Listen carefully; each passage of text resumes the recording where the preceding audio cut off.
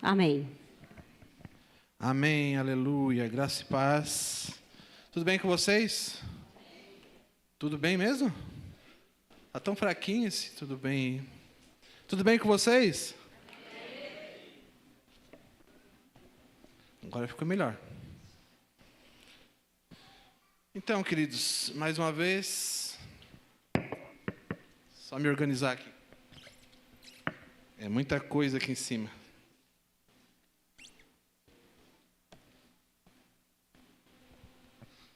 Pronto. Então, passamos por esse tempo aí de chuvas, de tempestades, né? Inclusive, a ministração que Deus me deu para oração foi sobre tempestade no sábado. E, como a apóstola falou, isso é consequência dos nossos erros como seres humanos. Porque Deus não olha só individualmente. Mas quando Ele olha para uma nação, Ele vê no geral. Ele vê todos. Então, nós somos parte do mesmo corpo para Deus quando estamos debaixo de uma nação, de um governo. Então, a consequência vem também. Assim como a bênção vem sobre os justos e sobre os injustos, também as coisas ruins também vêm. Por isso nós temos que orar muito pela nossa nação. Né? Como igreja, nós temos um propósito. E hoje, vamos falar sobre igreja, continuar falando sobre igreja. O tema já está ali. Como amar os membros que são diferentes de nós. A minha parte não tem o de nós. Então eu queria pedir a você que abrisse a sua Bíblia em Efésios, capítulo 4, versículo 1.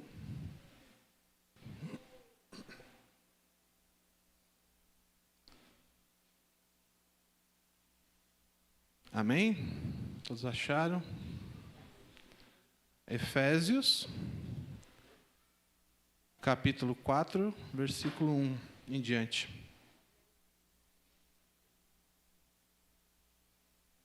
Amém ou não amém? Pastor Fábio que fala isso. Então diz assim: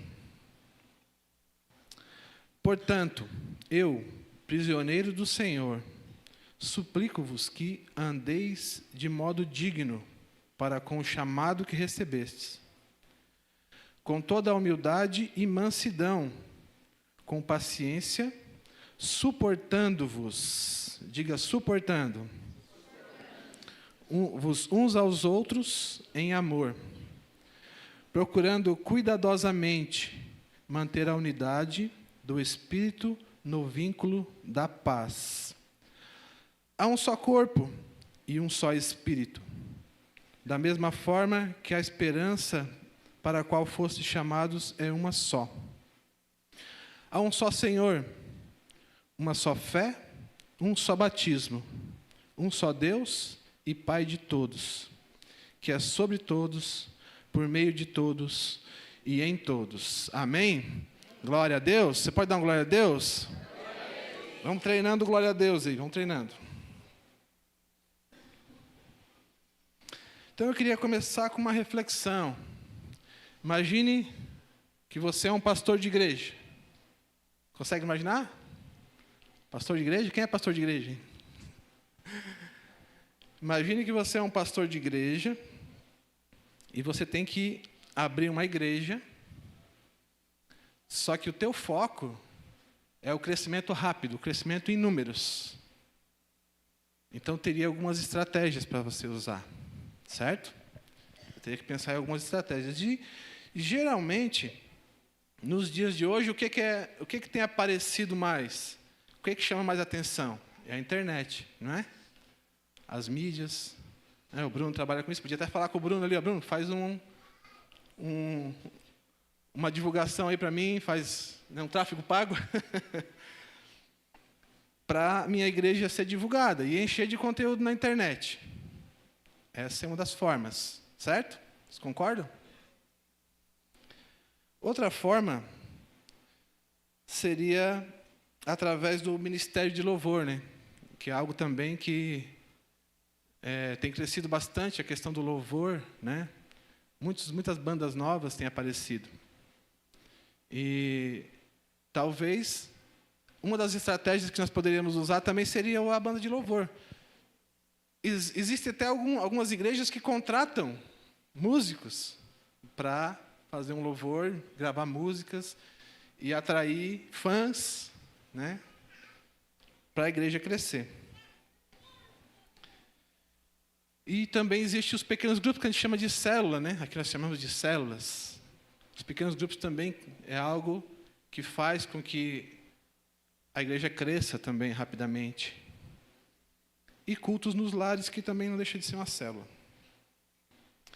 Essas seriam basicamente as estratégias que nós poderíamos usar se fôssemos abrir uma igreja. Mas algumas estratégias dessa podem trazer problemas, se não a maioria. Porque existem estratégias que nós podemos ver aqui, que é o foco? Focado em um determinado grupo. Quem gosta de música é focado em quem gosta de culto nos lares, de quem gosta de mídias, de acessar a internet. Então, teríamos o foco em algumas áreas específicas. Isso podem trazer coisas ruins para dentro da igreja. Por quê? Porque o crescimento vai ser rápido, mas as pessoas vão estar falando a mesma língua. Não que isso seja ruim, mas isso impede também o crescimento. Porque se eu falo com uma pessoa que pensa igual a mim, provavelmente ela peca igual a mim também. Provavelmente ela não vai saber me confrontar e eu não vou saber confrontar ela na área que ela precisa ser confrontada. Então, quando nós fazemos esses grupos, classificamos as pessoas por idade, por afinidade, por determinada maneira, nós acabamos limitando, não o crescimento em números, mas o crescimento verdadeiro, que é o espiritual. Deixamos de ser tratados, deixamos de ser afiados. Isso é algo que a gente faz no dia a dia, né? Pode ver, a gente tem grupos da igreja, né? Temos grupos da família. Tem 2 grupos da família, da minha família e da família da Valdirene. A gente tem grupo do vôlei. A gente tem grupo o Diogo criou lá, como é que é? Eu Sou o Caminho, né, Diogo? Que é sobre ciclismo ali, esportes. Inclusive o Diogo, o Ramires e o Maicon, que fazem parte. E eu também, né? E o Djalma também faz parte. Ah, o Michel também tá? Está aumentando, olha só. Mas olha só, nós falamos a mesma língua sobre ciclismo, sobre esportes. Não vai ter ninguém ali para dar uma puxadinha. Quando é que vocês vão na oração? Né? Botar a apóstola Marcelo no grupo. Então, essa é a desvantagem, queridos, de fazermos um crescimento acelerado, focado numa determinada área da sociedade que precisa, com certeza precisa, mas limitamos o crescimento espiritual das pessoas, porque focamos em números. Isso não é uma coisa nova, tá? Isso aí já acontece há muito tempo. Nas igrejas, tem muitas igrejas que ainda seguem esse padrão. Mas a gente tem, como igreja batista, focado no crescimento espiritual. Não estamos mais de olho em números. Os números são bons? São. Mas nós temos focado nesse ano, nesse tempo, para crescimento espiritual das pessoas. Porque número, como a gente viu aqui, é fácil conseguir números. Difícil é tratar o caráter. Né? Difícil é tratar a área que a pessoa muitas vezes não quer que mexa. Né? Mas, se você estiver disposto a crescer espiritualmente, nós esse ano vamos estar investindo em vocês, em cada um de nós, na verdade, para o crescimento espiritual, e não em números. Porque o restante, Deus acrescenta. Quando nós estivermos vivendo em unidade, vocês lembram de Atos? O que diz ali? Eles perseveravam unânimes na oração e no partir do pão. E muitos milagres, olha só, muitos milagres aconteciam no intermédio dos apóstolos.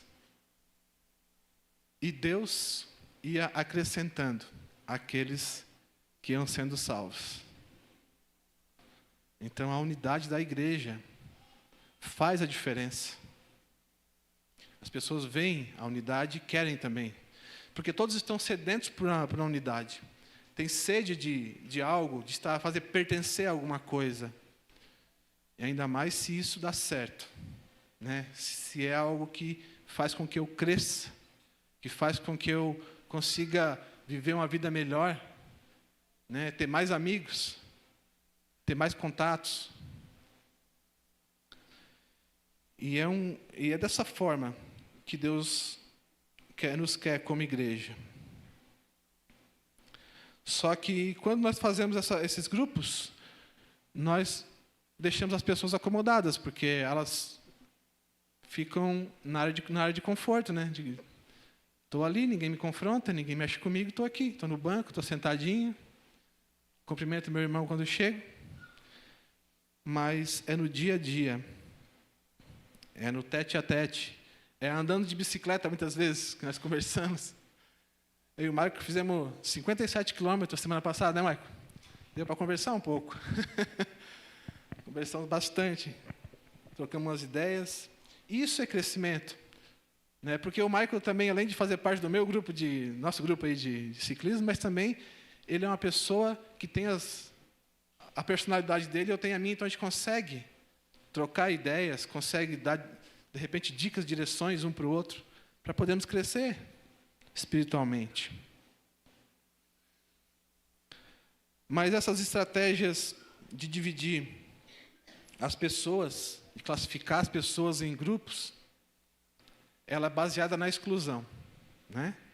Porque se eu não ando de bicicleta, não vai fazer parte do nosso grupo lá, não. Né, Diogo? Se eu não jogo vôlei, eu não vou fazer parte daquele grupo. A não ser que a apóstola Marcela queira entrar também. Né? Então... para jogar? Tá. Então, vamos botar ela no grupo. Então, a gente acaba excluindo pessoas. É tudo isso baseado em exclusão. E nós não podemos ser assim. Não podemos excluir pessoas porque elas são importantes para nós. Você consegue ter paciência? Eu acho que alguns têm, mas alguns não, né? Paciência com criança correndo. Às vezes tira um pouco a paciência da gente, né? Lembro do pastor Luciano, né? Crianças correndo, às vezes, tiram um pouco da paciência da gente. Mas tem pessoas que têm paciência maior para lidar com isso. Tem pessoas que têm paciência com pessoas mais velhas, mas alguns já não têm muita paciência com pessoas mais velhas. E dessa forma, acabamos deixando de lado aqueles que são diferentes de nós. Que não têm paciência, que não gostam de determinada coisa. Então, Deus não nos chamou para sermos assim. Ele nos chamou para sermos uma igreja de diferentes. Amém? Amém? Você pode dar um amém? Igreja de diferentes, querido. A igreja de diferentes faz com que a igreja cresça. Porque como a apóstola Marcela ministrou no domingo passado, o seu dom completa o meu dom. Aquilo que você faz, completa o que eu não faço. Lá em casa, eu e a Valdirene, né? Eu sou conforme, estável. Ela é dominante, com um D maiúsculo. Então, às vezes, eu gosto de pensar um pouco mais antes de tomar as decisões. Ela já não. Ela já quer tomar a decisão rápida.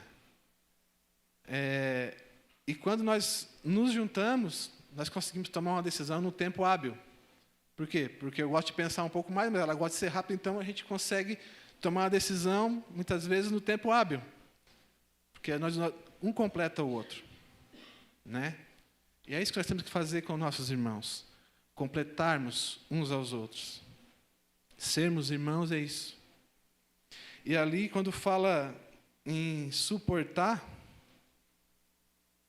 não é questão de suportar, de ter paciência também. Mas o suportar, vem aqui, João, faz favor. Não sou muito de fazer isso, mas vou fazer. Suportar é isso aqui, ó. Quando o irmão está fraco, ó, eu dou suporte para ele. E carrego ele quando ele precisa. Amém? Obrigado. O suportar é isso, querido. Ajudar o seu irmão na dificuldade dele. Não é suportar de... ele cara lá, mas tem que suportar ele, né? Não é isso. Suportar também é, porque faz parte. Mas é dar suporte para o seu irmão. É carregar. Essa palavra, eu inclusive ministrei. O Vardo está aí ou não? Está aí, Vardo? O Vardo não veio, acho que deve estar cheio d'água para lá. Eu ministrei lá na casa do Vardo. No dia que ele me chama para comer uma... eu não lembro o nome daquilo, a Marina sabe. A Marina deve estar aí também? Marina? Está aí? Não está também? Não tem ninguém para confirmar a minha história. A Dani estava lá, ó. Achei um testemunho aqui, ó. E então eu ministrei. E tinha várias pessoas lá que eu não conhecia, que eram visitantes vizinhos do Vardo ali. E eu pude ministrar sobre isso. E inclusive caiu hoje para eu ministrar aqui também esse mesmo versículo, né?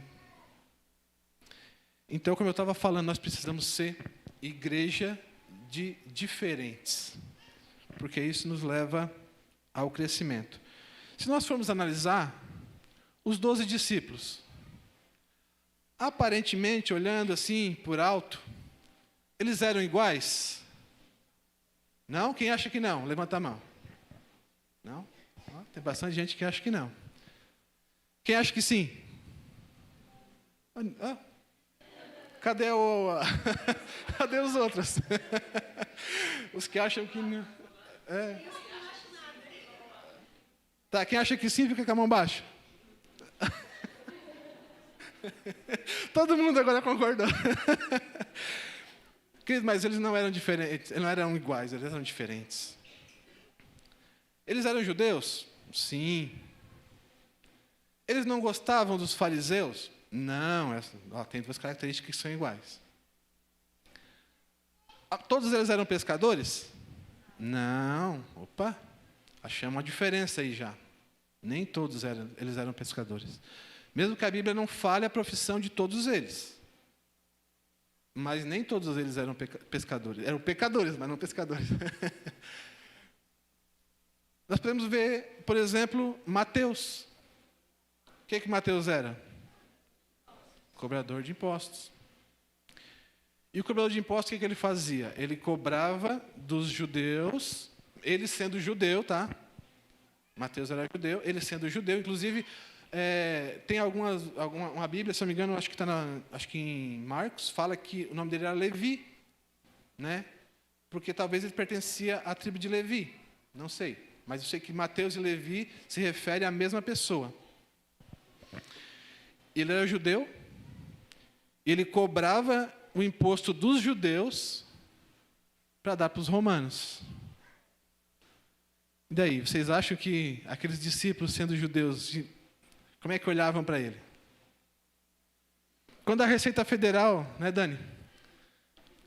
Pede para te fazer uma declaração de imposto de renda, te cobra aquele valorzinho todo mês ali, e às vezes, em vez de aumentar o teto, diminui o teto do imposto de renda.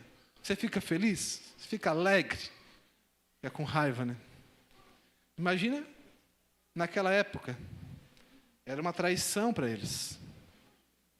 Mateus estava tirando do povo dele para dar para os romanos. E esse dinheiro, o que eles faziam com esse dinheiro? Eles usavam esse dinheiro para pagar os custos do exército, dos soldados que traziam a opressão sobre os judeus. Né? Imagina eles felizes com Mateus ali no grupo. Dá até vontade de, como dizia o Hildo, né? Dar um soco santo. né? Dar um soco gospel. E não bastasse isso, Mateus está no grupo ali, dos 12. Jesus inventa de chamar um tal de Simão, que ele pertencia para quem? Para o partido dos Zelotes. Até, inclusive, eles chamam ele de Simão o Zelote. Né? Zelote não era o sobrenome, não é Simão Zelote. Né? É Simão o Zelote. Ele fazia parte do partido dos Zelotes, que o objetivo deles era justamente fazer o contrário do que Mateus fazia. Era tirar o domínio de Roma sobre os judeus. E isso, eles poderiam usar até mesmo a força para fazer isso. Ele andava com a faca na bota. Acho que ele é lá do Maranhão. Acho que é lá do Maranhão. Andava com a faquinha na bota ali, né? Pronto para agir.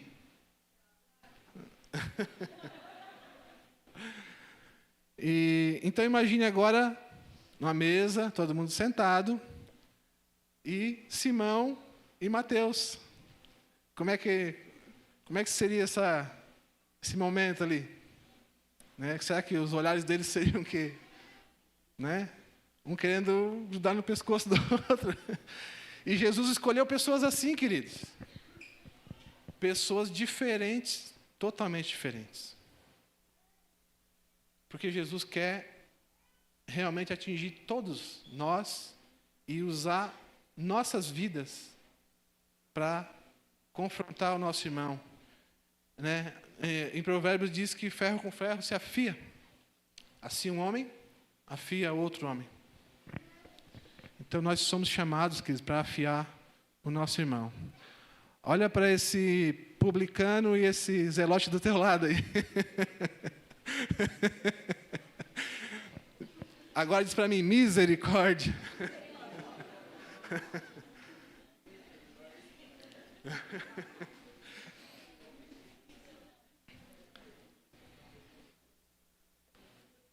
Então era essa a equipe de Jesus. Homens que não eram coisa muito boa, não. Os pescadores acho que eram mais calminhos, né? Porque diz que quem tem pressa, quem está ansioso tem que pescar, né? Espero que eles sejam, mas Pedro não era tão mansinho, não. Mas Jesus também tinha mais dois, que eram chamados de filhos do trovão. Esses caras não podiam pisar no calo deles. Que eles já puxavam a faca e já... Tanto é que uma vez eles chegaram numa cidade e eles não quiseram receber eles na cidade. E ele disse, Senhor, vamos mandar fogo do céu sobre essa cidade. Né? Por isso o nome deles era Filho do Trovão. Eles eram um cara com personalidade forte. Só isso. Só lá naquela época, né? Depois que Jesus veio, acabou. Então, e também se não fosse só isso, ainda tinha os fariseus ali, que andavam, eles não eram discípulos de Jesus, mas andavam ali, do lado, questionando tudo que Jesus fazia. E eles eram odiados pelos judeus, em geral. Acho que uma coisa que os discípulos tinham em comum ali, era o ódio pelos fariseus. Que eles colocavam regras sobre as pessoas, que muitas vezes nem eles conseguiam obedecer essa regra. Então, depois que Jesus chama Mateus, aí Mateus convida ele para ir na casa dele, convida mais umas pessoas, e os fariseus dizem, mas como que o teu mestre come junto com os publicanos e pecadores? Né? Porque Jesus queria isso mesmo, querido. Jesus quer publicanos, pecadores e todas as pessoas que precisarem dele. E aí, quando ele pergunta isso para os discípulos dele, você lembra da resposta? Quem lembra da resposta aí? Ninguém lembra? Quem lembra da resposta? O João lembra. Ele diz o quê? Os sãos não precisam de médico, mas são os doentes que precisam. Aqueles que se acham sãos não vão ser curados. Inclusive, eu estava vendo um episódio do Dr. House e tinha uma menina que o irmão dela tinha uma paralisia congênita lá, ele era de cadeira de roda. Então, toda a enfermidade que ela sentia, ela ignorava, ela sofria porque ela achava que o irmão dela era mais importante que ela. Ela ignorava a enfermidade, a tal ponto que ela precisou ser internada e quase morreu. Por quê? Ela achava que não precisava.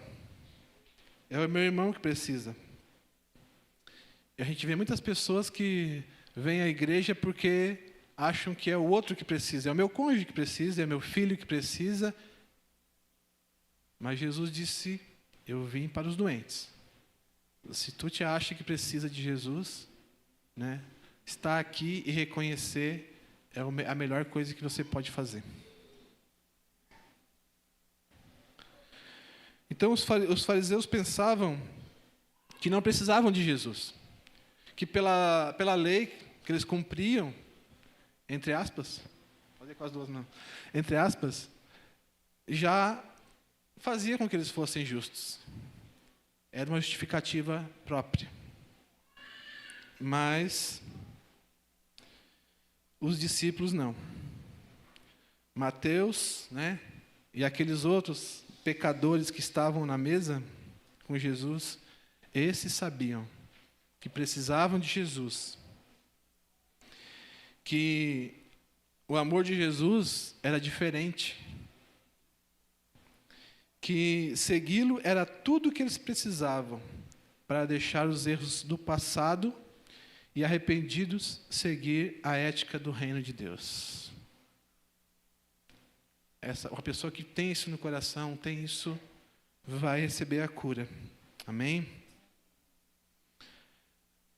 As pessoas que Jesus chamou durante o seu ministério não tinham muito em comum, a não ser que, como eu falei, eram rejeitados pelos fariseus. Jesus reuniu pessoas que provavelmente no dia a dia nunca seriam amigas e nunca frequentariam o mesmo lugar. Mas Jesus veio para quebrar esse paradigma.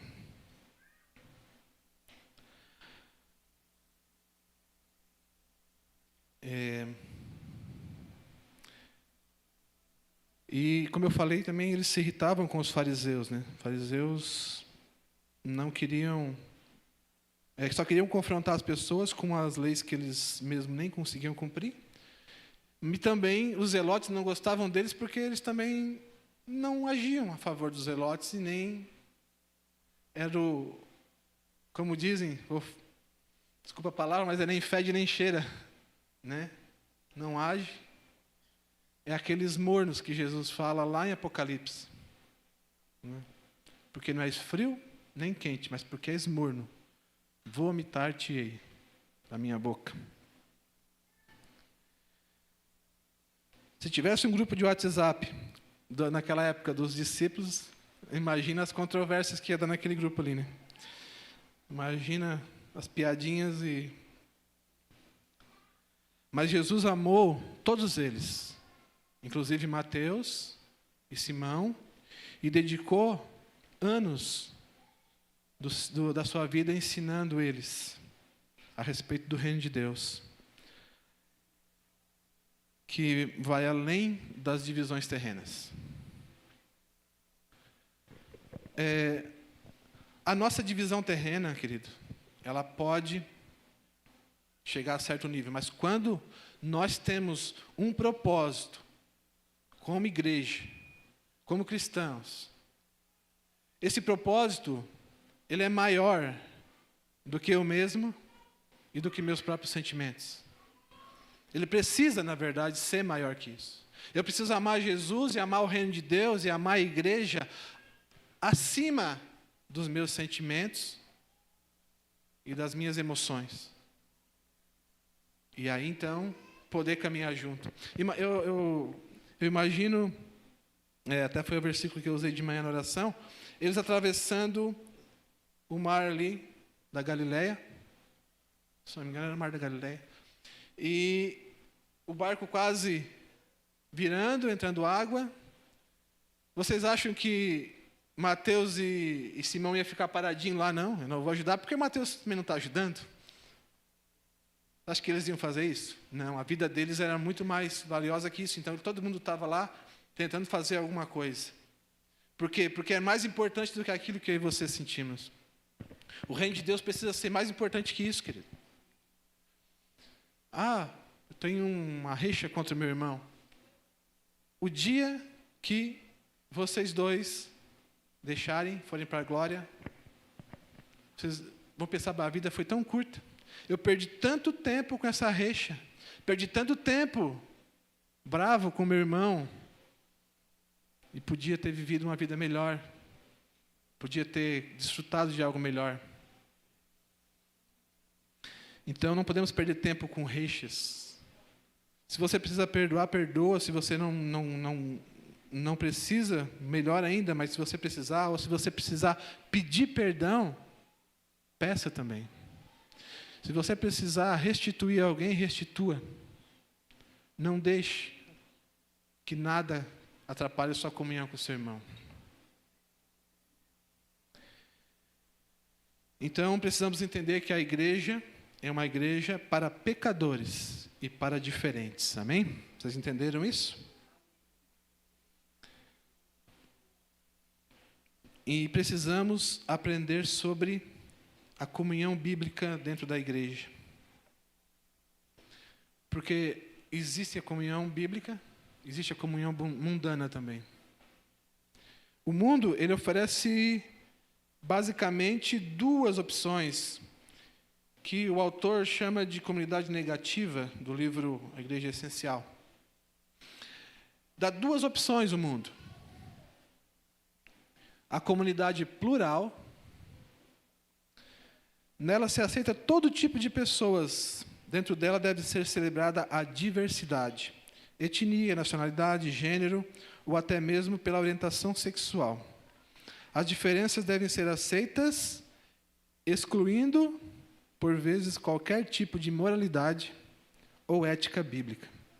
Portanto, pessoas que não pensam igual a elas não podem existir ali.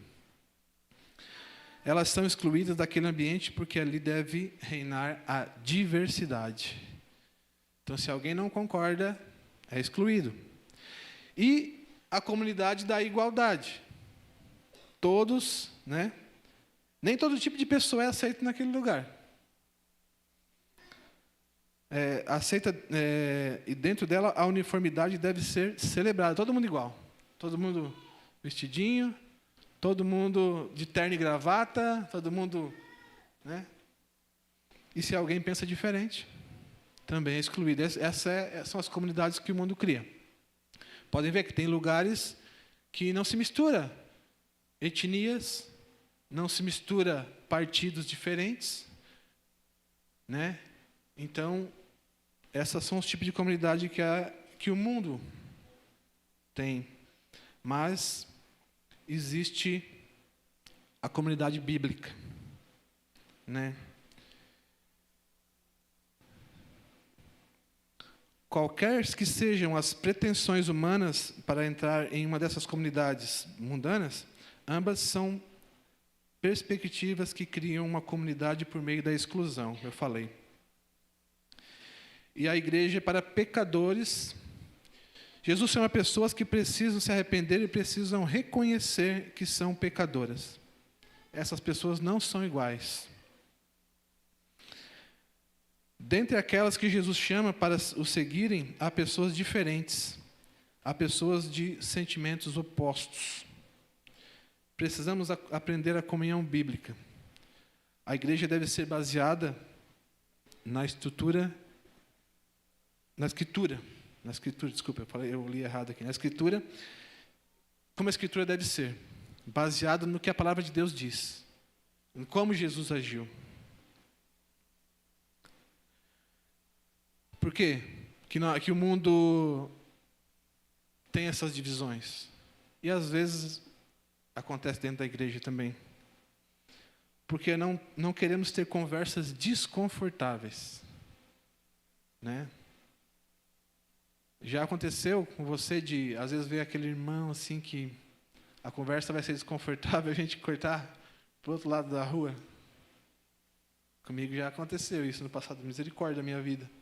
Mas já aconteceu, de desviar para evitar conversas desagradáveis. Porque isso vem impregnado na gente junto com as coisas que o mundo já trouxe. A carga que nós temos desde criança. Né? Que não queremos suportar pessoas que pensam diferente de nós. Qualquer desconforto a gente quer sair fora. E nós precisamos entender, como igreja, que precisamos incluir essas pessoas diferentes na nossa vida.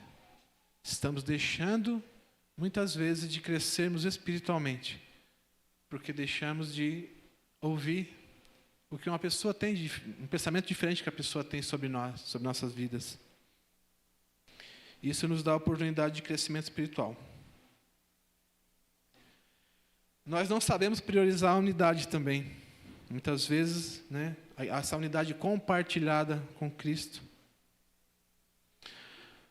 E acabamos, isso é uma coisa que tem tirado muitas pessoas da igreja, acabamos vendo apenas as diferenças. Apenas as coisas ruins. Chegamos aqui e pensamos, aquele irmão está ali de novo. O louvor não está legal. Não sei o quê, a recepção não me abraçou quando eu cheguei. Vemos as diferenças, vemos os erros, mas esquecemos de priorizar aquilo que nos une. Esquecemos de dar valor para aquelas coisas que nos unem. Por que é tão mais fácil ver o erro do que ver o que é bom? Nós temos que priorizar a nossa atenção naquilo que é bom. Naquilo que nos deixa felizes, naquilo que nos une como igreja. E quem nos une como igreja, queridos, é o Espírito Santo. Porque a unidade vem através dele. Quando a igreja segue padrões mundanos, ela deixa de ser notada pelo mundo. Essa é outra coisa. Ser notado. A igreja precisa ser notada pelo mundo. Quando nós priorizamos os padrões humanos, deixamos de ser notados. Porque a pessoa não precisa vir para a igreja para ter a mesma coisa. Ela tem lá fora. Nós temos que ser diferentes na questão de vivermos os padrões do céu, do reino de Deus. Isso tem que fazer parte de nós, como igreja. E a igreja que começa a seguir os padrões do mundo, ela deixa de testemunhar. Porque vai testemunhar o quê? Testemunhar do quê? Se eu vivo da mesma forma que uma pessoa do mundo. Eu só consigo testemunhar quando eu faço algo diferente. É a mesma coisa que você querer somar 2 mais 2 e dar 5. Ou dar 3, não dá? 2 mais 2 sempre vai dar 4. A não ser que você faça uma concatenação, daí 2 mais 2 fica 22. Mas fazer as mesmas coisas vai dar sempre o mesmo resultado. Nossa vida está ruim porque nós fazemos sempre a mesma coisa. Não quebramos o padrão, não avançamos além, não deixamos ser tratados, não deixamos ser curados. E às vezes, quando o irmão vem dar um conselho para nós, a gente rejeita. Como igreja, queridos, como cristãos, como filhos de Deus, nós precisamos ser diferentes do mundo.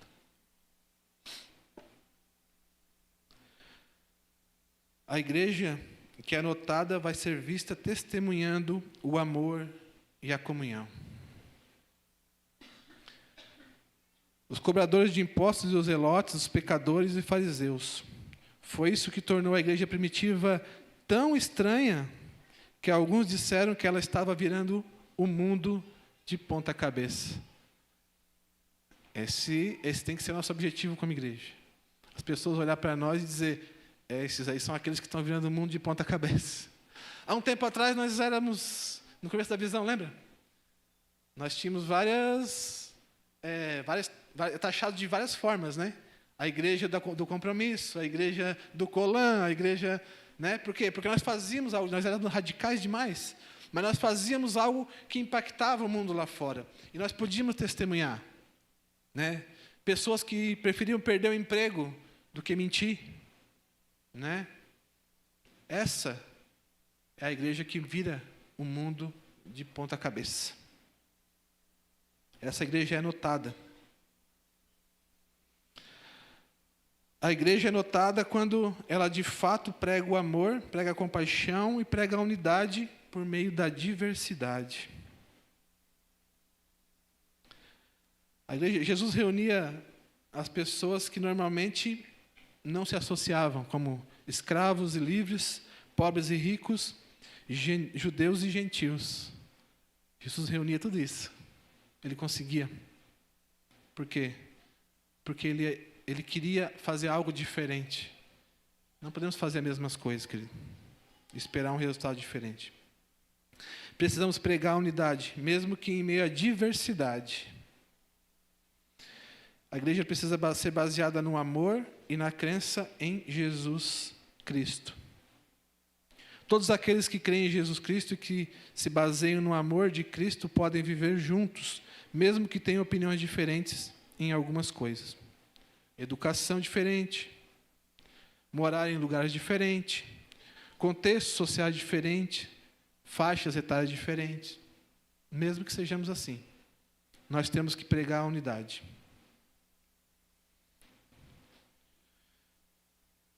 Não temos sabido como viver como igreja. Porque muitas vezes sabemos só apontar as diferenças. E deixamos de ver a qualidade do outro também. Paulo pede para que vivamos de maneira digna a nossa vocação. Vocação de amar o próximo, de amar a Deus. É o nosso chamado. Baseados no amor e na fé em Deus, Jesus Cristo, suportando uns aos outros. É o que ele diz, né? Suportar uns aos outros. É aquilo que eu fiz ali naquele exemplo, de suportar, de carregar uns aos outros, fazendo tudo para perseverar a unidade do Espírito no vínculo da paz. Quanto tempo eu tenho? Então, a unidade dentro da diversidade é baseada na fé em Jesus Cristo. E essa unidade é o que faz com que possamos resistir às divisões. E é só a comunidade que tem um povo unificado e diverso pode resistir às divisões do mundo. Porque o mundo forma suas comunidades, né? Eles se dividem por si mesmos. A igreja precisa resistir a essas divisões e valorizar e respeitar as diferenças. Eu vou adiantar um pouco aqui. Teria mais coisas, mas vou dar uma adiantada, que o horário já foi. Então, se todos nós confessamos a Jesus como Senhor e Salvador das nossas vidas, o Espírito Santo já está em nós. E nós precisamos andar de acordo com esse Espírito. É o que a palavra de Deus nos diz. Os filhos de Deus são conhecidos porque eles andam segundo o Espírito, não mais segundo a carne. Aí eu fico com raiva do meu irmão, por exemplo, e aí a gente diz, não, mas não pode, mas eu não tenho sangue de barata. Não tem mesmo, tem sangue do Cordeiro. Sangue de barata não tem, é sangue do Cordeiro. Precisamos seguir o exemplo dos discípulos, o exemplo das igrejas que Paulo manda cartas. Quem participou aqui na quarta-feira vai lembrar das cartas que o apóstolo Paulo ministrou, né, que o apóstolo Ciel também explicou para nós, sobre a forma como a igreja tratava o próprio apóstolo Paulo, com tanto amor. Precisamos seguir esses exemplos, queridos. Não podemos mais focar nessas dificuldades. Precisamos focar no que é bom. Porque veio pandemia e abalou as igrejas. Mas esse não pode ser nosso foco. Nosso foco tem que estar na unidade. Eu, por exemplo, não vi a hora de estar de novo aqui congregando, porque assistir o culto em casa é meio vazio para mim. Eu não consigo, né? Não consigo. Parece que falta algo. Então, estar aqui é diferente. Estar na igreja é algo que precisamos ter como prioridade na nossa vida. Vem ano eleitoral, vem muitas coisas sobre, inclusive veio agora essa, enchente. Mas a igreja não pode focar nessas coisas ruins. Temos que focar no céu, temos que focar em ajudar o nosso irmão, focar nas coisas que vêm de Deus, viver uma igreja que faz a diferença.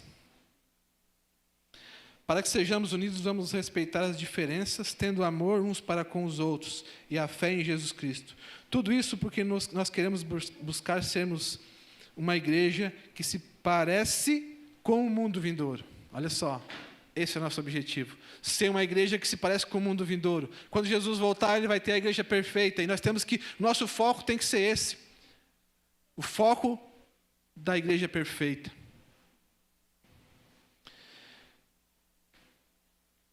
E servir, aos irmãos enquanto andamos com ele. Então nós vamos testemunhar ao mundo de hoje que somos baseados no amor mútuo e na fé em Jesus Cristo. Amém? Você pode dar um glória a Deus? Eu queria pedir que soltasse aquele louvor. Deixa eu preparado lá. Enquanto isso, aí mesmo onde você está, feche teus olhos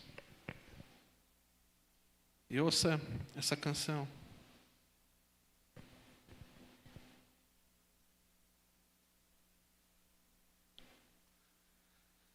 Senhor Deus, Pai, nós queremos nessa noite, Senhor, reconhecer, Deus, que muitas vezes não temos agido, Senhor, como a igreja que o Senhor quer que nós sejamos, Pai. Temos colocado nossos olhos na diferença, Senhor, em vez de colocarmos nossos olhos naquilo que nos une. E Deus, que nessa noite possamos ser mudados, Senhor Deus, transformados pelo Teu Espírito, porque é o Teu Espírito Santo que pode mudar o nosso caráter, Senhor. É o Teu Espírito Santo que pode mudar a nossa essência, Senhor. A nossa mente, a nossa vontade não pode fazer isso, mas é o Teu Espírito que pode fazer. E nós damos liberdade para o Teu Espírito nessa noite, Senhor. Damos liberdade para que Ele haja em nós, tanto individualmente, como corpo, como igreja. E pedimos a Ti, Senhor, que o Senhor venha, Pai, derramar do Teu Espírito, Senhor.